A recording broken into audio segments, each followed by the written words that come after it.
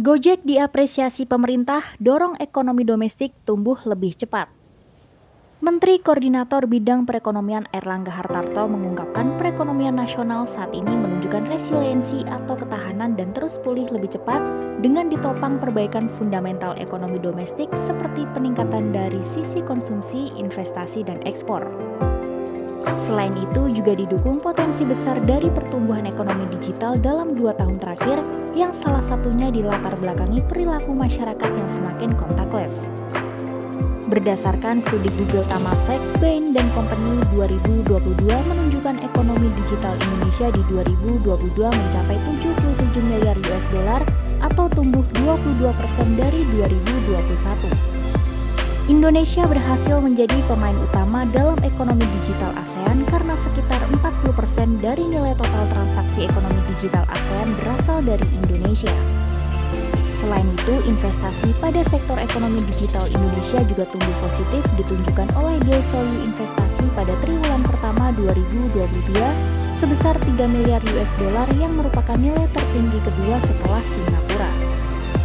Menilik kinerja positif sektor ekonomi digital tersebut, nilai valuasinya diperkirakan akan tumbuh 2 kali lipat menjadi 130 miliar US dollar pada 2025 dan akan mencapai 220 sampai 360 miliar US dollar di 2030.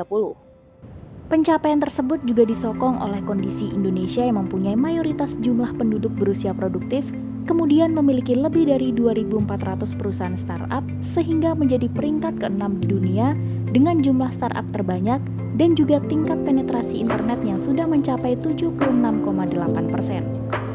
Sementara itu, untuk jangka menengah, pemerintah akan terus memperkuat sektor pariwisata melalui kawasan ekonomi khusus atau KEK, membangun hilirisasi industri berbasis sumber daya alam, melakukan diversifikasi pasar ekspor, serta mendorong Digital Economy Framework Agreement dalam Kemorship ASEAN 2023. Untuk jangka panjang, pemerintah berkomitmen melanjutkan transformasi ekonomi dengan meningkatkan daya saing investasi, produktivitas sumber daya manusia atau SDM, dan penyerapan tenaga kerja melalui implementasi UU Cipta Kerja dan juga transformasi digital yang menjadi salah satu kunci dalam mempercepat pemulihan dan peningkatan daya tahan ekonomi nasional.